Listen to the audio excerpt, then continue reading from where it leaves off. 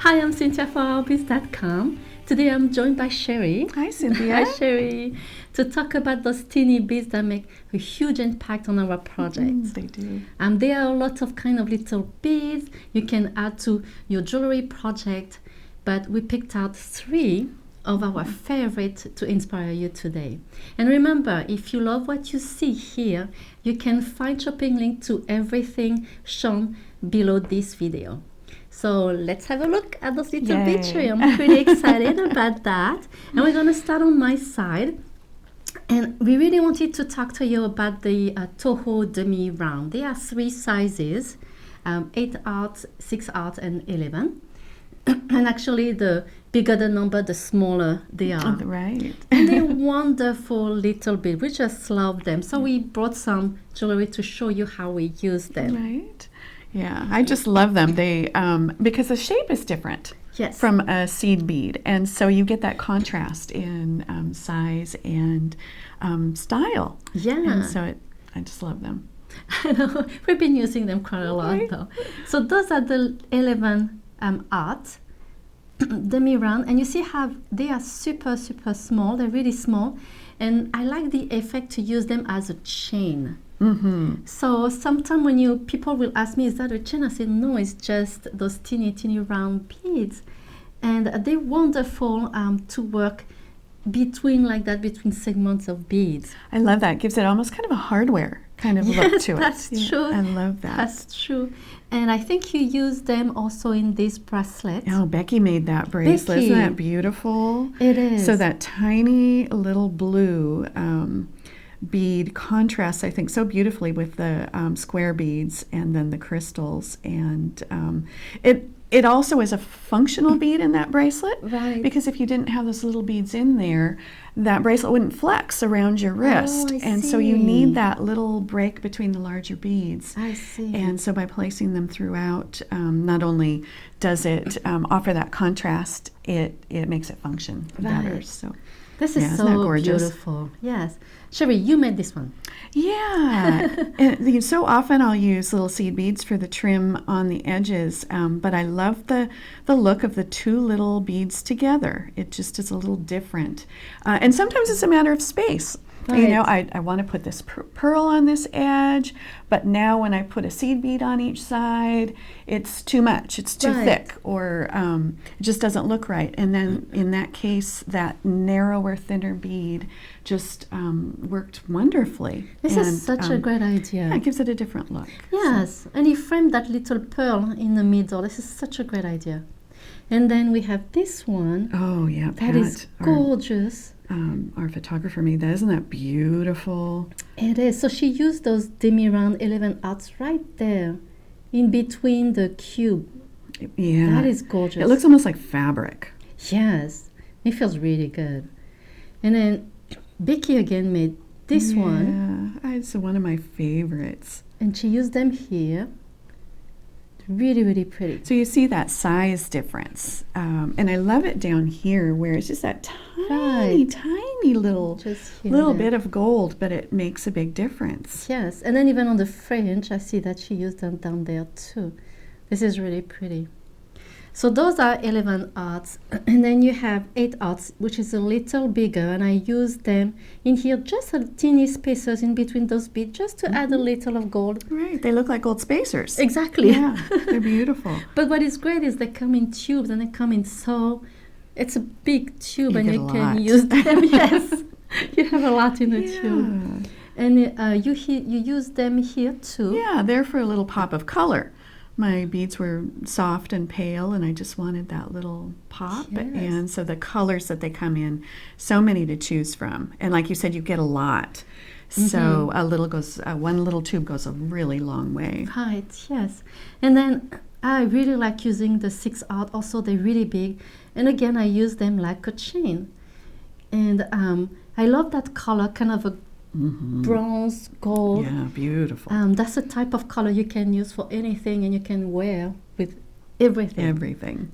Yeah, gorgeous. And I find that they were also really great with the 2-hole gemstones here. And I wanted to do something, different in the middle, so I just added those in the middle and then as spacers around the fire Which polish. is gorgeous. And again, it's that function as well that allows the bracelet in between those large beads to flex. So Yes. an important feature for that little bead. So if you haven't tried the demi round, please do it. We have so many other colors on the website, and as you can see, there is so many ways to use them. We just love them. They're a favorite. Yes.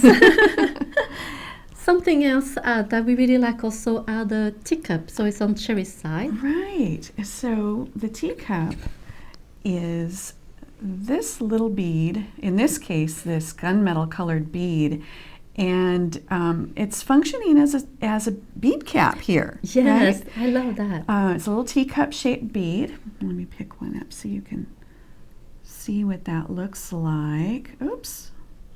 Little teeny teacup spacer. Little cup shaped. It's got a single hole. And they come in just these gorgeous colors. So many beautiful colors. And so for this bracelet, I used this gunmetal color because it looks like the gorgeous gunmetal of this beautiful seashell charm, and looks just like a metal bead cap. But then there's also these beautiful magnets. Sorry, these beautiful translucent colors, and I loved how they contrast. You can see them here and here with the matte of the color beads. They're just such a soft, pretty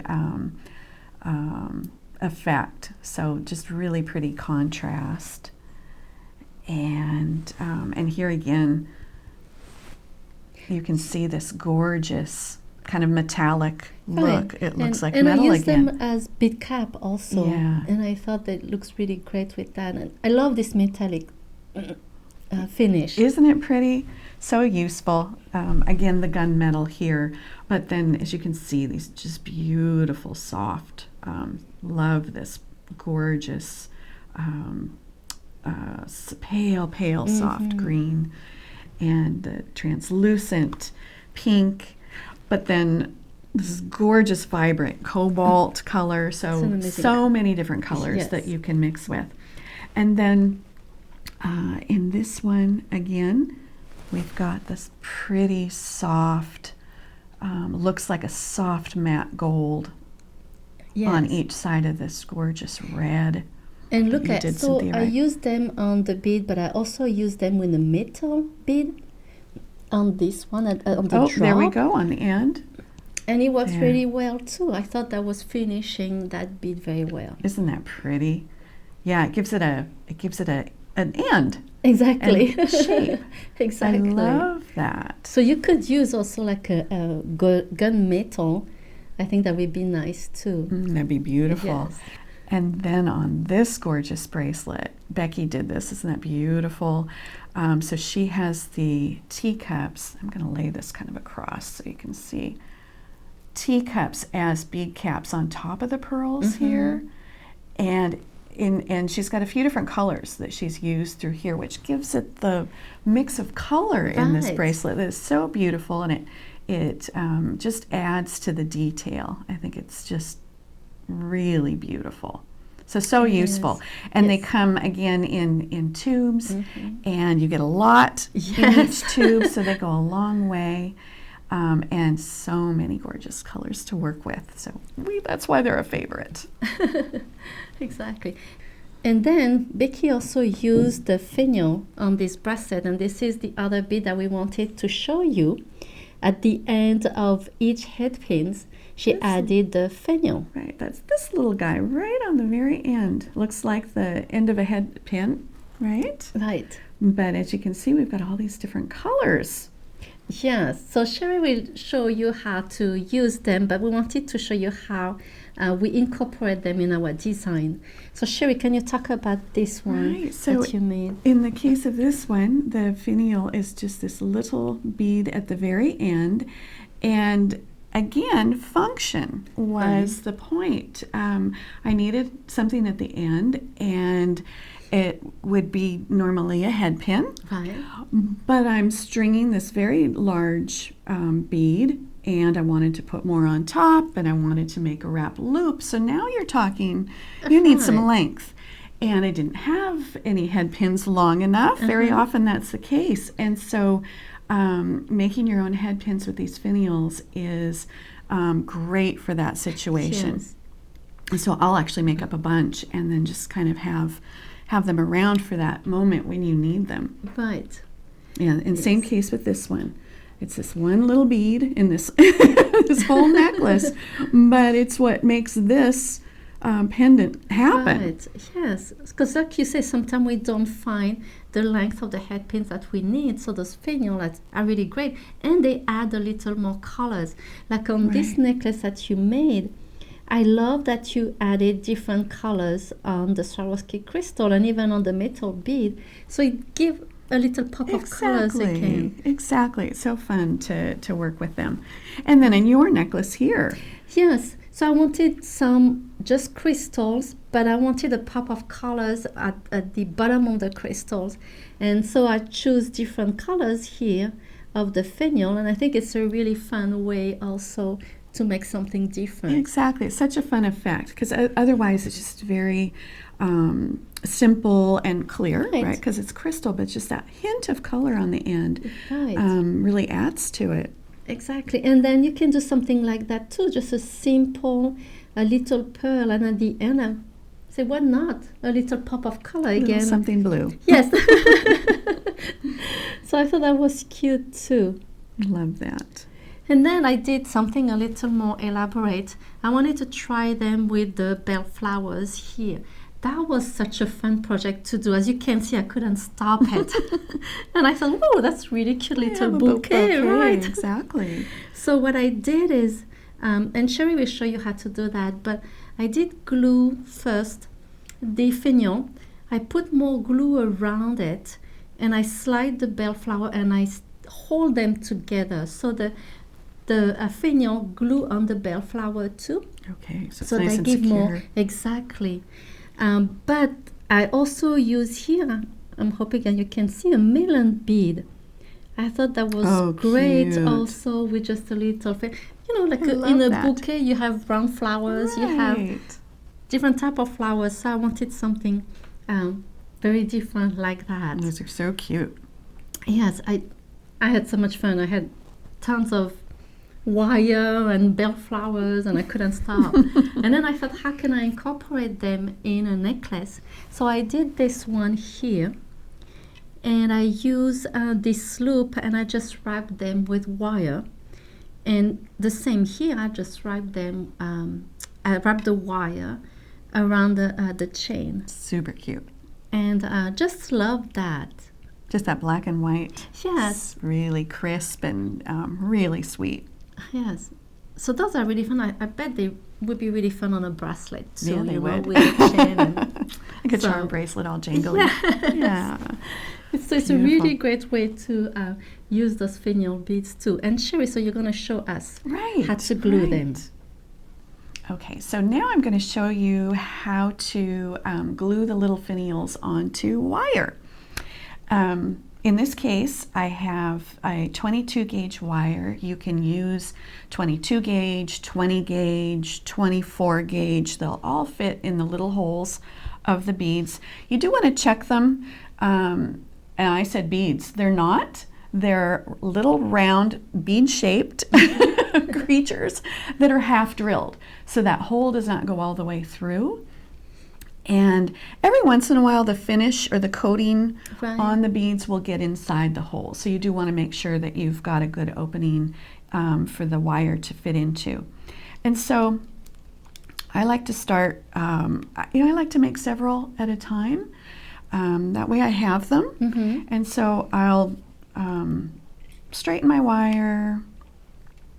I'm using nylon jaw pliers to do that. And then, I don't know, I find 3 to 4 inches, do you think, is a good length? Yes. And you can make it whatever you want. Right, because we never know. Sometimes we make them in advance and we don't know how long we need. Exactly. So if you can go longer, do so. And so I just cut my wire into, lengths that I think are going to be usable in the future. And then I like to use a two-part epoxy. I think that it holds really well. Right. But if you're using a 5-minute epoxy and you mix it up, it's going to dry in about 5 minutes. It's going to start getting thick before that. Right. And so you're only going to get a few accomplished. Mm-hmm. So if you want to make a whole bunch up, then I recommend either using a 1-hour epoxy. You can also use a super glue to do these. Just be careful not to glue it to your fingers. Right. I like to hold these little things in my fingers, and so that can be problematic. But anyway, I'm going to mix up my two-part epoxy. And if you've not used epoxy before, it comes in 2 parts. One is a hardener, and the other part is like the resin part of the epoxy. And it's pretty important that these amounts are the same. And so I kind of like to do mine side by side. These come in plunger style also, Right. where you can squeeze both parts out at the same time. I like this one, but they're both great. Okay. And I tend to use the plunger ones because I feel I have more control of the quantity, so I can use little quantities, but it's how you feel to use it. Right. And I even look at this and I'm noticing, this puddle seems larger than the other one, but the other one's a little higher. So Right. I think I've got an equal amount. And then you want to stir that up really well. And I like to kind of scrape it and mix it up. Get it all the parts together. I'm just using a toothpick. Toothpick is great. I often will use paper clip ends. Really? I seem to have paper clips handy. So that's what I'll use. And that's a little sticky, so I'm going to wipe my hands real quick before I pick up my little finial. Okay, so here's my little bead. And it has this tiny little hole in here, and I'm going to just check it, make sure that my wire is going to go in so it makes good contact.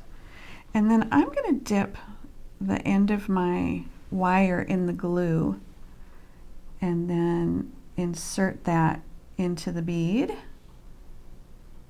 and then turn it upside down. So my fingers are kind of sticky, but you want to make sure that is making good contact Right. with the wire.